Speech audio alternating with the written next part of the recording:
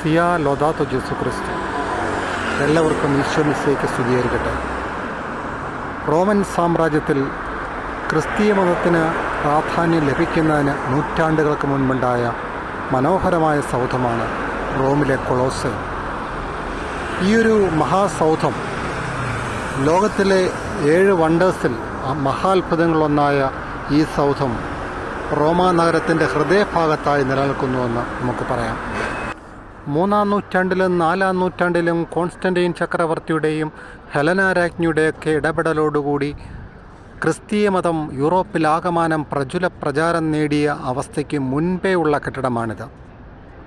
റോമാ സാമ്രാജ്യത്തിലെ കുപ്രസിദ്ധരായ നീറോ ചക്രവർത്തിമാരും ജനങ്ങളെ അടക്കി ഭരിച്ചിരുന്ന സീസർമാരുമൊക്കെ വാണിരുന്ന ഒരു കാലഘട്ടത്തിൻ്റെ ഓർമ്മയുടെ ബാക്കിപത്രം കൂടിയാണ് ഈ ലോക മഹാത്ഭുതങ്ങളിൽപ്പെടുന്ന മഹാസൗധം. 1-2 നൂറ്റാണ്ടുകളിൽ നീറോ ചക്രവർത്തിമാരും മറ്റും ക്രിസ്ത്യാനികളെ പീഡിപ്പിക്കുവാനായി ഉപയോഗിച്ചിരുന്ന ഒരു പ്രധാന തടങ്കൽ പാളയമായിട്ട് കൂടെയാണ് കൊളോസയം ചരിത്രത്തിൽ രേഖപ്പെടുത്തിയിരിക്കപ്പെടുന്നത്. കൊളോസയത്തിൻ്റെ എല്ലാ വശങ്ങൾക്കും ഒരേ ഉയരമല്ല ഉള്ളതെന്ന് നമുക്ക് കാഴ്ചയിൽ കാണുവാനായി സാധിക്കും. ഇതൊരുപക്ഷെ പൂർണ്ണമായി ഡിസൈൻ ചെയ്ത രീതിയിൽ പണി പൂർത്തിയാക്കാതെ പോയൊരു കെട്ടിടമായിരിക്കാമെന്നാണ് എനിക്ക് തോന്നുന്നത്. പല തരത്തിലുള്ള കല്ലുകൾ, കൂടുതലും മാർബിൾ കല്ലുകളാണ് ഉപയോഗിച്ചിരിക്കുന്നതെങ്കിലും മുകൾ ഭാഗത്ത് കൂടുതൽ ചുടുകല്ല് കൊണ്ടുള്ള നിർമ്മിതിയും നമുക്ക് കാണുവാനായിട്ട് സാധിക്കും. ആയിരക്കണക്കിന് തീർത്ഥാടകർ ലോകമെമ്പാടു നിന്നും എത്താറുള്ള ഒരു പ്രധാനപ്പെട്ട മൊണുമെൻ്റാണ് റോമിലെ കൊളോസയം. ഫോറോ എംപയറോ എന്നറിയപ്പെടുന്ന റോമൻ ഫോറത്തിൻ്റെ ഒരു എക്സ്റ്റൻഷൻ, ധാരാളം കൺസ്ട്രക്ഷൻ്റെ ഒരു ഭാഗം മാത്രമാണ് കൊളോസയം എന്ന് നമുക്ക് വേണമെങ്കിൽ മനസ്സിലാക്കുവാനായിട്ട് സാധിക്കും. കൊളോസയം നോക്കുക, അതിൻ്റെ കുറച്ച് ഭാഗങ്ങൾ അടർന്നു പോയിട്ടുണ്ട്, കുറച്ച് ഭാഗങ്ങൾ നഷ്ടപ്പെട്ടു പോയിട്ടുണ്ട്, എങ്കിലും ബാക്കിയുള്ളവ മനോഹരമായി നിലനിൽക്കുന്നു. റോമിൽ അതിപ്രാചീന കാലത്ത് സംഭവിച്ചിട്ടുള്ള ഒരു മഹാ തീപിടുത്തത്തെക്കുറിച്ച് രേഖകളിൽ പറയുന്നുണ്ട്. റോമാ നഗരം കത്തിയമരുമ്പോൾ വീണ വായിക്കുന്ന നീറോ ചക്രവർത്തിമാരുടെ കഥയും മറ്റുമൊക്കെ ആ തീപിടുത്തത്തിൻ്റെ അവശിഷ്ടങ്ങളും മറ്റും ഇതിൽ കാണാൻ സാധിക്കും. റോമിൻ്റെ പ്രൗഢി മാത്രമല്ല, ക്രിസ്ത്യാനികളെ സംബന്ധിച്ചിടത്തോളം മതപീഡനത്തിൻ്റെ ഒരു സിമ്പൽ കൂടിയാണ് റോമിലെ കൊളോസയം. ക്രൂര മൃഗങ്ങളെ കൊണ്ട് ക്രിസ്ത്യാനികളെ കൊല ചെയ്യിച്ചിരുന്നൊരു സ്ഥലമായിട്ട് കൂടി ഇതിനെ അറിയപ്പെടുന്നുണ്ട്.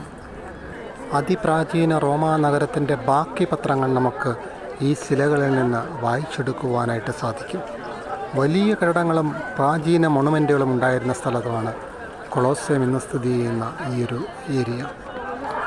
നൂറുകണക്കിന് ആയിരക്കണക്കിന് ടൂറിസ്റ്റുകളാണ് ഓരോ ദിവസവും ഈ സ്ഥലം കാണുവാനായി എത്തുന്നത്. കൊളോസയത്തിൻ്റെ ഇങ്ങനെയുള്ള ഒരു പൂർത്തീകരിക്കാത്ത ഘടന തന്നെ ഒരുപക്ഷെ പൂർണ്ണമായി പണി കഴിപ്പിക്കാൻ പറ്റാതെ പോയൊരു കെട്ടിടമായിട്ട് ഇതിനെ പരിഗണിക്കേണ്ടിയിരിക്കുന്നുവെന്ന് എനിക്ക് തോന്നുന്നു.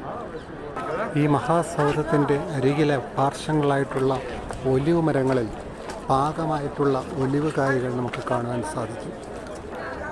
ലോകത്തിലെ 7 മഹാത്ഭുതങ്ങളിലൊന്നായ ഈ മഹാസൗധം റോമിൻ്റെ ഹൃദയഭാഗത്ത് ഇങ്ങനെ തലയുയർത്തി നിൽക്കുന്നു. ഓരോ ദിവസവും ആയിരക്കണക്കിന് ടൂറിസ്റ്റുകളെ തന്നിലേക്ക് ആകർഷിച്ചുകൊണ്ട്.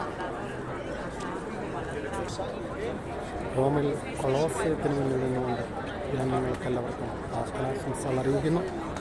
ഈ ഒരു സ്ഥലത്ത് വരുവാനും ഇത്തരം അത്ഭുതങ്ങൾക്ക് സാക്ഷ്യം വഹിക്കുവാനും ദൈവം അനുഗ്രഹിച്ചതിന് നന്ദി പറയുന്നു. നിങ്ങളെല്ലാവരെയും ഞാൻ ക്രിസ്ത്യൻ സംസ്കാരത്തിൻ്റെ ഈ ഹൃദയഭാഗത്ത് നിന്നുകൊണ്ട് ആശംസകൾ അറിയിക്കുന്നു. ദൈവം എല്ലാവരെയും അനുഗ്രഹിക്കട്ടെ എന്ന് പ്രാർത്ഥിക്കുന്നു.